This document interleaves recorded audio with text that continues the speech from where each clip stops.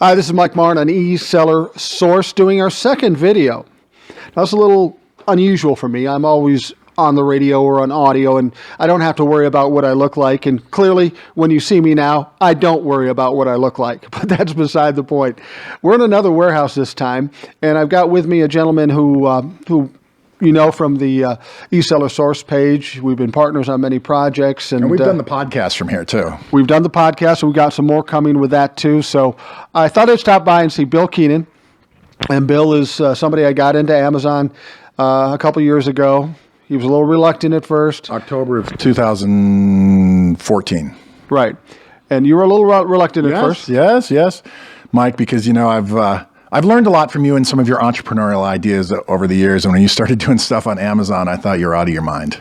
Yeah, I mean, I did too, but at that point I needed some outlet, and I thought, well, this is an interesting outlet. And now Bill's selling a lot of stuff on Amazon. And we're not going to go back and forth about the process, because you can listen to the podcast and hear that kind of stuff. But I appreciate you coming over today, because, you know, when you did that first video, I said, hey, maybe we should start trying to do some videos that maybe, you know, not big deals, but maybe can teach people a couple of things, because I wanted you to come over because I wanted to talk about this, Mike. Canned goods. And you know what these are, Mike? These are chili beans. Of all the things you can find on the internet on video, this has got to be the most provocative. Canned goods, for crying out loud. Well, no, the reason I wanted to talk about it is I know, you know, you've been selling a lot of good products and making them available for other sellers, and I've been doing a little bit of that too. And I've seen you've had a lot of canned goods available, you know, for people. And correct me if I'm wrong, but I don't think those has been as popular as some of the other items you've had available. Well, the last tomatoes I had, I do have about 60 cases right now that I'm in the process of processing. So we did sell some of those, but you're right. I look at these canned goods, and in my mind, they're a great buy, great money in them, but people do seem to shy away from them, and I'm guessing it's because of the weight. Well, I think so, and maybe they think too, who would want canned goods? And I know some of the canned goods that, you know, that have been available through eSeller Source and so forth. The ranks haven't necessarily looked attractive, but as we've talked about many times, man, the rank is so transient. I mean, you were telling me about that one product this morning. Yeah. I sold a product to a lady. I won't give her name. I probably could, but I won't give her name. And it was baby food, and she bought the product. And when I first sold it to her, it was at 11,000 ranking, which is good. In grocery, sure. And while we're going through the process, I get her some more information. I look at the scan again, and now it's at 9,000. And then after another 20 minutes, it's at 7,000. So these things fluctuate a lot and quickly. So if you see something at 250,000 ranking, don't worry about that. You might be the person who changes it into 100,000. Yeah, exactly. And so the same thing with the canned goods. The ranking may not necessarily look good, but I think oftentimes that is because there's not a good offer out there. I can tell you from experience, I've sold a lot of chili beans on Amazon.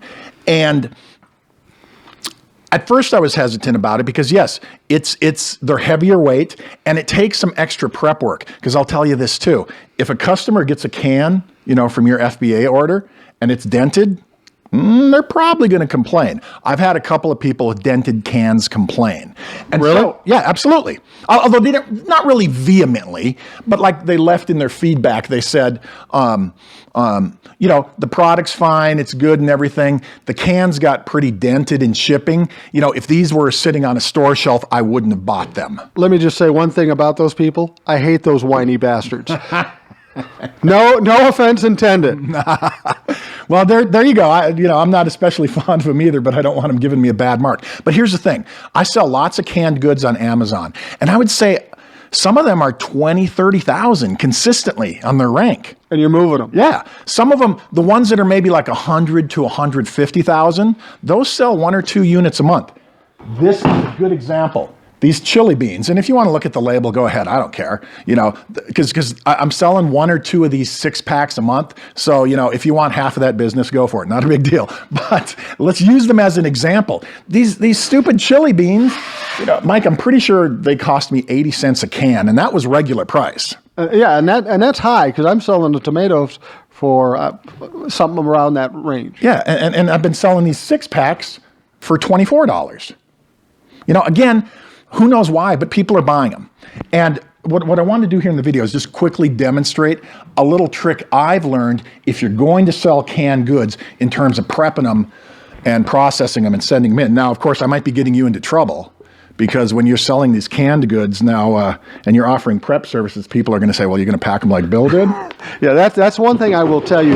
Bill is more Well, here detail-oriented. If a man can pan, you can see, or maybe you can see this anyway. You know, I've got quite a variety of sizes of boxes, and you'll see why. Because the reason a can gets dented in shipment is typically if they're bouncing against each other. Right. If you were just going to send one can, it's probably not going to get dented regardless of how you pack it. But when we've got this 6-pack here, and they're potentially somewhat loose, you know, they're bouncing around. It's like, you know, pinballs or whatever.